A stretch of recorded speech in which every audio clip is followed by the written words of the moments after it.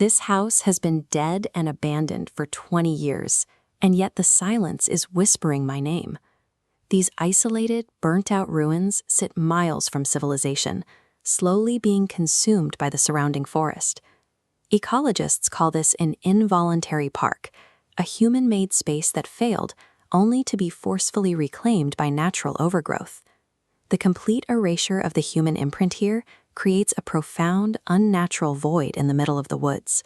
Stepping into the structure means leaving the active, living world behind. The thick, ruined walls act as an immediate acoustic dampener, muting the sounds of birds, the rushing wind, and distant roads. The resulting absolute silence carries a heavy, oppressive physical weight. This specific architectural isolation creates a sudden sensory vacuum, placing the mind in a state of deprivation it rarely encounters. As you move deeper into the core of the house, the silence becomes completely suffocating.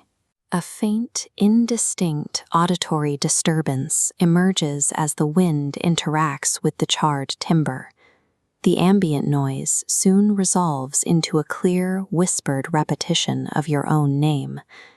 This environment has successfully triggered a massive glitch in your biological perception. This is the clinical reality of human biology when it is plunged into an absolute sensory void. The brain possesses an internal gain mechanism. When environmental audio wavelengths drop to a flat line, the brain turns its sensitivity up to maximum. In this heightened state, the overactive brain desperately scans the ambient white noise for any recognizable data. This phenomenon is known as auditory pareidolia. It is a biological mandate to force structured, recognizable patterns out of entirely random stimuli. The brain defaults to your own name because it is the most deeply ingrained and familiar pattern it possesses. The desperate brain is literally haunting itself to survive the terror of sensory starvation. Panic instantly takes hold as you desperately flee through the ruined hallways, while the fabricated whispers behind you seem to multiply.